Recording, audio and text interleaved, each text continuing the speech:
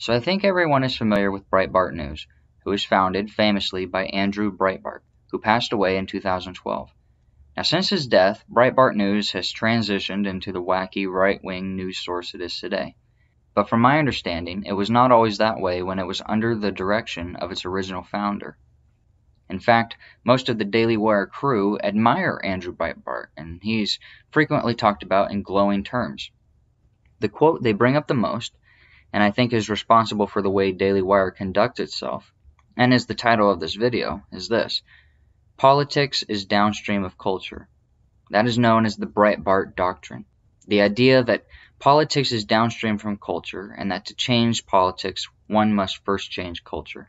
According to Chris Wiley, the reason why Steve Bannon was interested in this is because he believes in this idea of the Breitbart Doctrine, which is that if you want to change politics, you have to change culture because politics flows from culture. If you want to change culture, you have to first understand what the units of culture are, and the people are the units of culture. So if you want to change politics, you first have to change people to change culture. I think this explains why Daily Wire and PragerU and Tim Pool and Dave Rubin and even more networky people like Glenn Beck and Greg Gutfeld are all interested in changing the culture. That's why for basically my whole life, conservative media has been exclusively focused on what the left is doing in culture and politics and exposing it for what it is in an attempt to change people's minds and therefore change the culture and hopefully later down the road, the politics in their favor. This has been the standard right-wing tactic for a long time: get the mass of the people to come to their senses and vote Republican. But the Breitbart Doctrine is absolutely wrong. Let me ask you, did North Korea's culture change the country into what it is today? Or was it the laws placed on them? Were the people already worshiping the leader, and that's why they changed the laws? To reflect a phenomenon that was already happening? Or was it perhaps the laws that shaped their cultures? The Breitbart Doctrine fails to see humanity for what it is, which is that a very significant majority of the population yearns to be dominated by power, and that in all the evil and horrible countries which were taught to hate, the leaders and the governments had the people's support. It is a right-wing delusion that the majority of people want freedom, or that the freedom that the U.S. had isn't just a fluke in the system, it is somehow the standard mode of being for most people. If Germany was a totalitarian hellhole, why did millions upon millions of German men voluntarily sign up to fight for it? 500,000 women fought for Germany, and half of them were volunteers. If Putin's Russia is so horrible, why is his approval rating at 60% right now? That's the highest of any leader in the whole world. And even when it was at a low of 31% in August of 1999, by November 1999, it was at 80%. You even see this principle in Orwell's 1984. The vast majority of people are just living life in the system they are in. And Winston Smith is the exception, and he knows this explicitly. Or you can see it in The Matrix. Most people are in the illusion, and they don't want to leave even when they are presented with and aware of the truth of their situation. I came across this book, Might is Right, by Ragnar Redbeard, who provides some insight on the human desire to be controlled. And he posits that it's due to the fact that most people are born into the mechanisms of civil society, and that from birth they're taught to obey no matter what. And that whether it's you or somebody else, they will always accept what they say as the truth and just go along with it. Although the average man feels in his heart that nearly all political and religious conventionalisms are dynamic deceits, yet how cautiously he avoids any open display of antagonism thereto. He has not the courage of his opinions. He is afraid to say openly what he thinks secretly. In other words, he is living in a state of subjectiveness, of vassalage. He allows his brain to be dominated and held in bondage by the brain of another. From his infancy, he has been deliberately subjected to continuous external pressure, especially designed to coerce his understanding into strict accord with prearranged views of moral, political, or religious duty. He has not been permitted one moment of real mental liberty. He imbibed fraudulent conventionalisms with his mother's milk.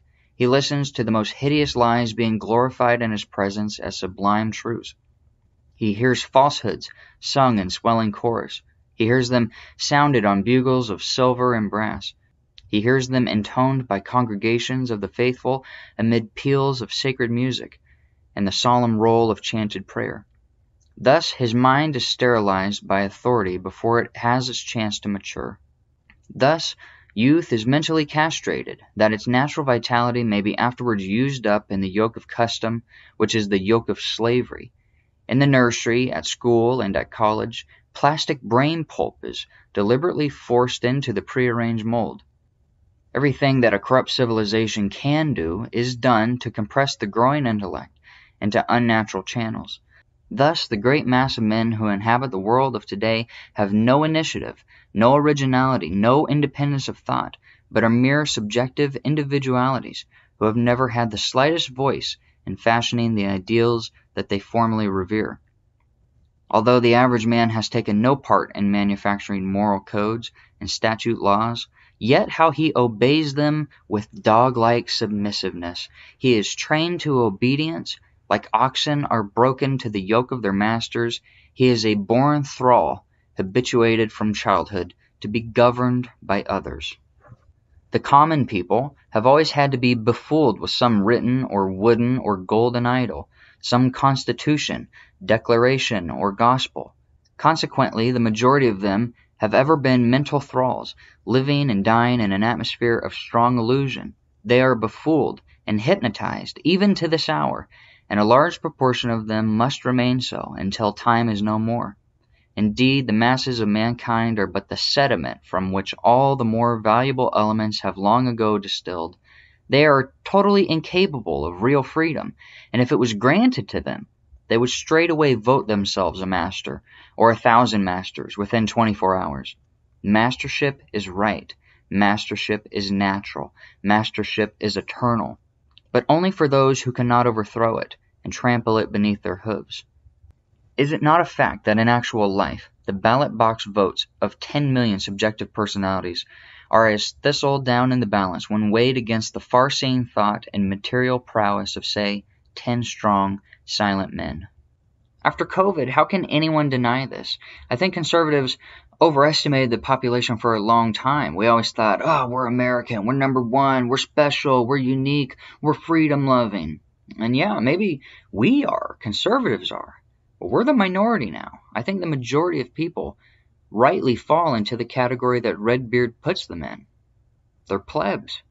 So the question becomes, how do we get back into the majority, or become popular enough to regain power? Well, we could do it forcefully, but that seems unworkable right now. Or conservatives could start to shed the losing arguments that they hold on to so tightly. Freedom and liberty in every circumstance for every person in every situation isn't realistic, and the people crave rules anyways. So make some rules and win some elections.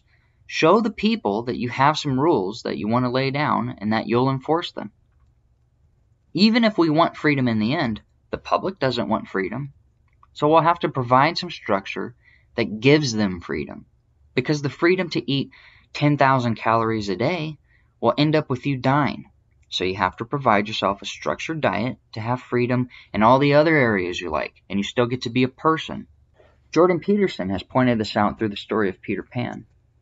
Pan, of course, means all things, all-inclusive, and Peter Pan is a boy. That's because when you're a kid, you can be anything you want to be when you grow up. You're full of potential. But as you get older, you have to choose a path in life and give up a lot of the freedoms, if you want to call it that you once had. And this, of course, is Peter Pan's big struggle. He lives in Neverland, where he plays all day and never has to grow up. The only female in his life is a literal fantasy, a pixie. His nemesis is Captain Hook, who's missing a hand that the crocodile took from him. The crocodile's name is literally Tick-Tock, and he swallowed an alarm clock. Time takes away from all of us. Time took something from Captain Hook.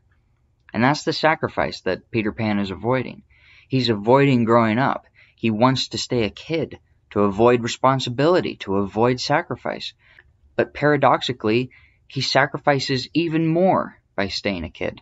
He'll never reach his full potential. He'll never have an actual relationship. He'll never move on from Neverland. So you'll always face a sacrifice. And as time goes on, you'll have to narrow down your infinite potential into something smaller. This is why when you're a teenager, you constantly have people asking you what you want to do. Because that's the big question. What will you funnel your energy into? And what will you give up to do that? You can't be a kid anymore. You can't stay in the world of doing all things because you won't be Pan, all things, forever. In essence, that's the libertarian perspective. Everything's free to us. Who cares what we do if it doesn't hurt anyone else? But it's darker than that. We shouldn't have the freedoms to do all things, because we realize that the sacrifice of giving up those things ensures that we don't face the bigger sacrifice of losing our country. You know, right here, at this very moment, this is the logical conclusion of libertarianism and freedom. You know, corporations get to do whatever they want. People get to do whatever they want. We don't have to train anybody. Everyone's uneducated. We're all stupid. You know, this is the end of it. Right now, the country is like a lottery winner who recently acquired all their wealth and have no idea how to handle the weight of that. That's why a lot of lottery winners commit suicide, like our country's doing right now. You don't deserve freedom, and you can't handle it if you don't put in the work beforehand. You know, freedom is like bench pressing 400 pounds. If you just drop it on someone who's never worked out, aka the last 4 generations in this country, then it will crush them the moment they feel it. In order to save the country, there has to be some sort of sacrifice, and there always will be a sacrifice. You'll either sacrifice your life through degeneracy and total freedom to do whatever you want and then lose the country, or you'll sacrifice some smaller immediate pleasures and end up with a country that actually sticks around. In government, there will always be a boot. It's just whether you're wearing the boot or it's on your neck. So let's be the ones to wear the boot, instead of being the typical conservative wimps that point out, man, can you imagine how much the left would complain about the boot if it were on them? They'd be freaking out right now. Well, yeah, that's the point. It's not hypocrisy, it's hierarchy. We should be doing the things that scare them. And hey, guess what? There's an easy way out of it. Quit pushing the leftist agenda and we'll let up. That's all the time I have today. I'll leave you with a clip of Jonathan Bowden. See you all on the next video. Fire, energy, glory, and thinking. Thinking is the important thing. Being white isn't enough. Being English isn't enough. Being British isn't enough. Know what you are.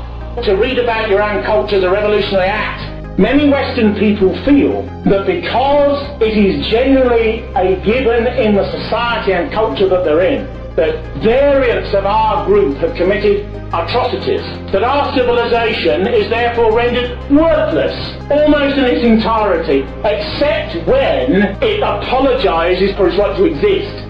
And if you have a decline and you have a desire to assert yourself to arrest the decline, and you have to apologise to yourself about even having the idea of assertion to arrest decline, you're not going to get anywhere, are you? And that's what this weapon is. My view is the following. I'm technically a pagan, and pagans believe that creation and destruction go together, that love is fury, that whatever occurred and whatever occurs, we don't have to apologise. We step over what exists. So if somebody says to you, you're descended from brigands, which is in a sense what that sort of contrary ideology is, you say, well, I'm not going to bother about diggers and who did what to whom. I've overcome that.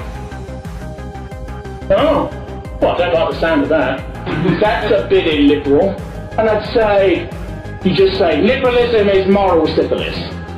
And I'm stepping over it. Well, I don't like the sound of that. You sound like a bit of a fascist to me. And I'd say, there's nothing wrong with fascism. Nothing wrong with fascism at all. I believe we created a modern world that has been taken away from what it could have been.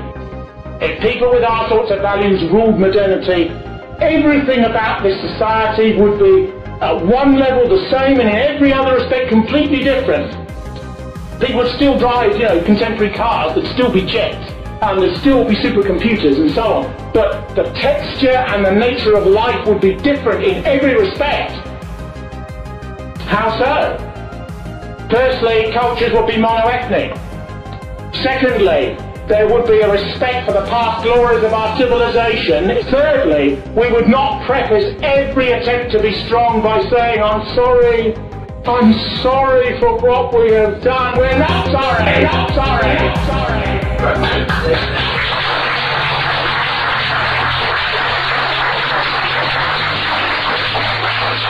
And we stepped over the prospect of being sorry.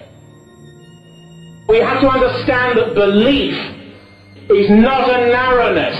Belief is an understanding that there are truths outside nature and outside the contingent universe that's in front of us that are absolute.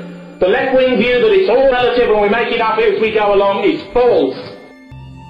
Right-wing ideas aren't just a bit of flag waving and baiting a few Muslims.